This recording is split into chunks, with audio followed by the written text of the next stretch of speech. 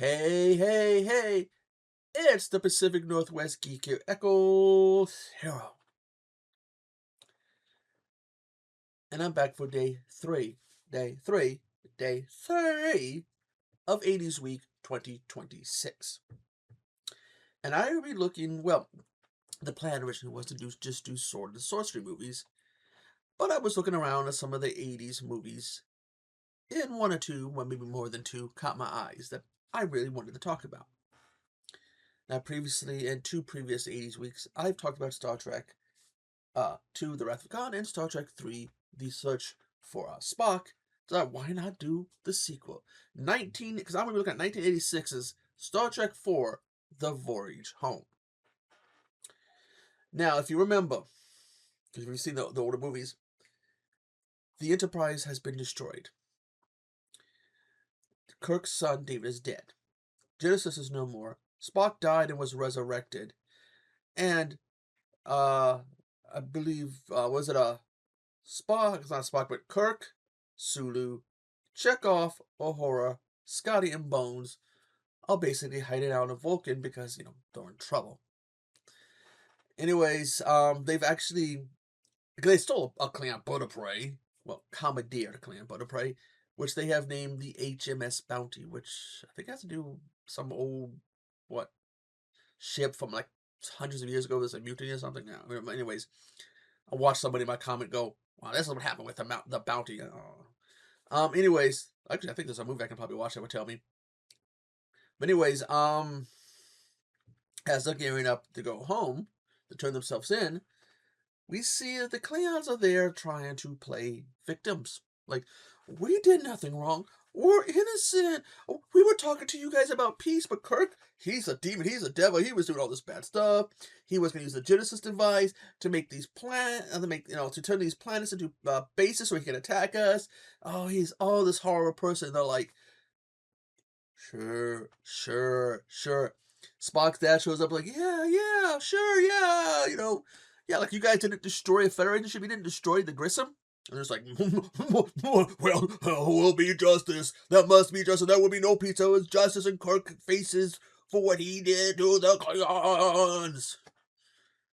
God, the Klingons were full of it in this movie. But at the same time, all this is going on, there's a large probe that's heading towards Earth. And as it passes by ships and space stations, it seems to knock the power out. Well, they still got emergency power, but it's not really enough to really do anything because the ships and others left floating in space. It's also making some strange sound, but when it gets to Earth, it basically, it's focusing towards the water. Now we're getting thunderstorms, bad, nasty storms all over the planet, strong, nasty winds.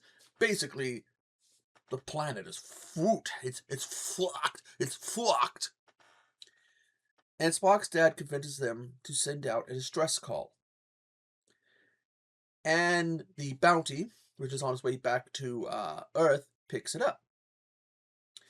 And they get a horror of the patch of man so they can listen to this, but the sound. They're saying, tell them that this it's like focusing towards the water, and it's making the sound. So they listen to the sound, and Spock's like, oh, something familiar about that sound. Something familiar. So they have a horror going, and she does some stuff to it to get the sound what it would sound like if the sound the probe was making was coming from the water. Spock recognizes it, goes and does a little research. It is the sound of a humpback whale. And the problem is that there are no more whales. They've been hunted to extinction. At least the humpbacks have been hunted to extinction. So they realize they need to go to the past. When whales were still alive, get some whales and bring them back. They gotta do this thing where they got a slingshot at the right speed around the sun. If it works, they end up in the past. If it fails, they're dead. Luckily for them, it works. And they end up at Earth, 1986, where they find the whales in San Francisco. And they land on Earth, they're cloaked, but they got a problem. They have 24 hours to try to recharge the lithium crystals or whatever that are on the butter prey, or else they're going to be uncloaked, and they're not going to be able to even so much as lift off the planet, get off the planet, have the pilot get off the planet, let alone. So while some of the crew is looking for energy, some of it has to look for a way to alter part of the butter prey so it can hold these wells. And Scotty, fucking love Scotty in this movie. When they were telling me, "Oh, can this hold wells?" And I was like, "Can you put water in this and stuff?" And they're like, "What? You're going for a dip?" "No, no, we gotta hold humpbacks." "Humpbacks? Sir, humpback people?" They're like, "Well, Scotty." And then later on, when in the past and Scotty's got to get the stuff, they need to turn that area so they can hold wells. And he thinks you can hold up the mouse and be like talking to the mouse and be like, "Computer, computer." And they're gonna be like, they're just like, I forget who was with them. They're just like, might have been Bones. And Bones is just like, "Fucking A, no, Scotty. This is what you gotta do." Uhura and Chekhov in the fight of the power source. Well, they find it on a nuclear submarine. I believe it's CVN-65. Could be wrong. If not, I'll put the right call number here. It's the Enterprise. It's the aircraft carrier USS Enterprise. But during the course of trying to do that, Chekhov is caught and he is seriously hurt. So now they gotta get these wells, gotta get the ship ready, save Chekhov, and oh, I love this movie. There's a scene, a little spoiler, where these whalers are about to kill the whales they need, and the Klingon butter parade just gets right in front of them, cloaked, and the harpoon, the water, the ship are like, because they can hear something, hit something metal, like, fuck. Oh, what the fuck is that? Oh, what the fuck is?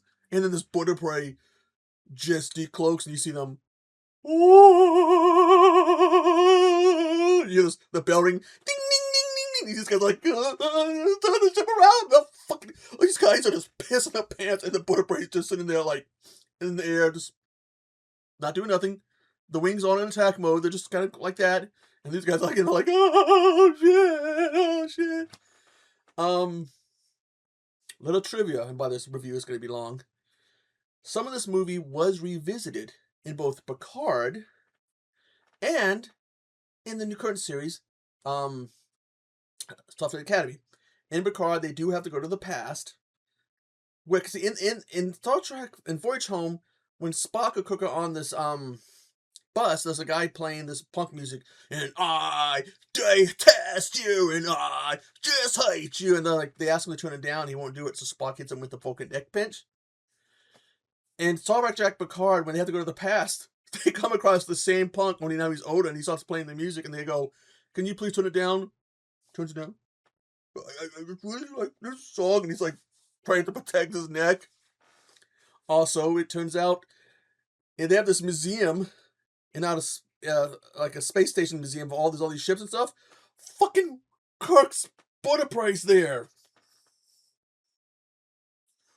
And my connection to the movie, by the way, my slight connection.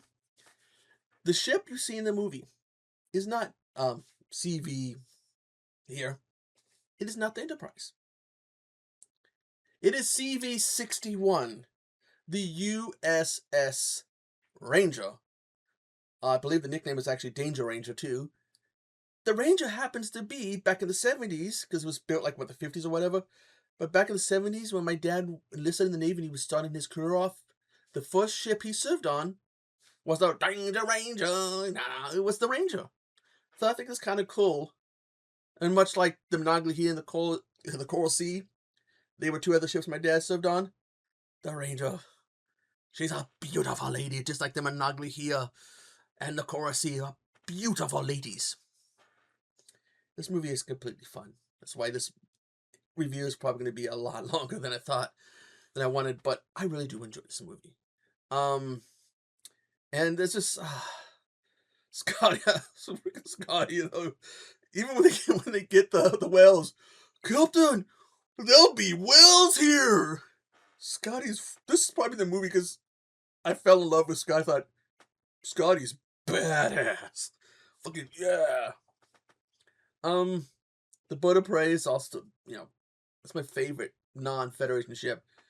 And by the way, my favorite Federation ship is the Excelsior, the Enterprise. which we do get to see the Excelsior in this, but she doesn't move, she's docked. And the probe is pretty good. It's just a big black tube with like this light coming down, this ball that looks like it's just like a brain thing. Somewheres I think they did do a story in the books or something that continued the story. Because when this thing shows up, they're just like, something that fucking big just going through. You would have thought somebody would have like seen this, and as long as they didn't get too close, they could have gone and told people, well, there's something big and scary making this weird sound heading towards you guys, dear Earth. Yeah, it's linked to the wells, and the sound it makes, it's pretty cool. It's a pretty cool sound. It's eerie yet kind of intriguing. This I also consider the last of the what I call the Genesis trilogy. I don't know why. That's the name I gave for Star Trek 2, Star Trek 3, and Star Trek 4. Because we see the introduction of the Genesis in Star Trek 2. We see the Genesis planet in Star Trek 3, and we see the outcome of, the fallout of this. This also kind of is the second of I guess you can call it, it's part of the beginning of I'll call it the Klingon trilogy, because yeah, we did see the Klingons in Star Trek 2, but they go on to, basically the Klingons go on to play a big role in Star Trek 3, Star Trek 5, and Star Trek 6, and they do kind of play a bit of a minor role in here. Sorry if this review is longer. I really do like this movie, and I really do enjoy watching it. If you have Paramount Plus, check this out. Oh, I forgot the connection to Starfleet Academy is that the main guy takes this one girl to go see some whales. And whales were extinct, and now they're there. So it's like we're seeing the whales are still there, or at least the offspring are there. I've actually been getting really back into Star Trek because I really haven't watched it for a while. And I've been watching stuff. I'm in the process of watching Discovery. I'm just finished season 2.